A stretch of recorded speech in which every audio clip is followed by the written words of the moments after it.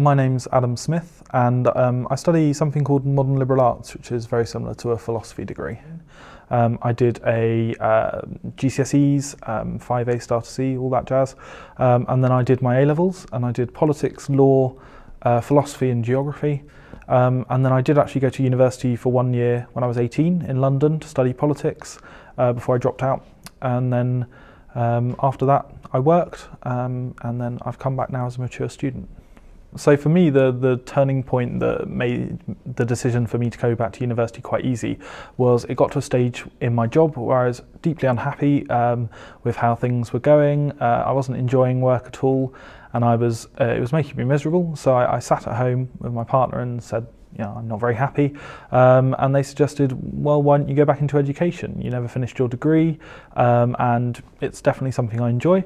I didn't think it was a possibility until I looked into the finances and I looked into the practicalities of it, and then that was in January, and by September I was fresh as fair. Certainly one of the things that I found really challenging about coming back to university was shaking off the rust of 5 years out of the academic world, relearning things like referencing, essay writing, concentration skills for long discussions or long reading sessions, time management. You have so much free time that you need to be balancing academic work with voluntary work, with maintaining things at home. I have quite a long commute, which is about an hour to an hour and a half. So when I came back to university, I was used to work, I was used to 9 to 5, I was used to hating what I was doing for the majority of my day and going home and sort of not feeling happy about it. And it changed completely because for a start, I have days where I don't have any scheduled lectures, or I may only have 2.5 hours in one day. So suddenly I had all this free time, and I took this attitude that I was going to come back to university and just say yes to everything. Anything that interested me. This is probably the only 3 years of my life that I'm going to have the chance to have large amounts of free time and large amounts of time to devote to volunteering or writing or anything like that. So I just took every opportunity that came along in my first year. I got really involved in things in my first year, which is something that some people choose not to do. They concentrate on the academic work, and I just absolutely loved it.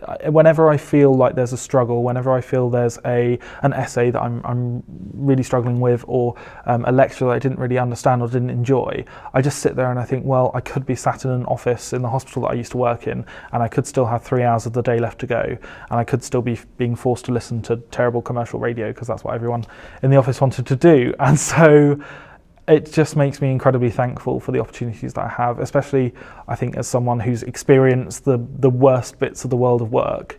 Coming back to university is just, I can't believe I didn't do it any sooner, really. Well, for me, I've moved from Jersey, so it's kind of coming to a whole new place, almost like a whole new country, and just getting to live in a huge city and being away. Living on your own is amazing, or you're living with friends. In a flat with 9 other people. The house I live in at the minute, there's a girl from Fiji, a girl from Bulgaria and a girl from Wales.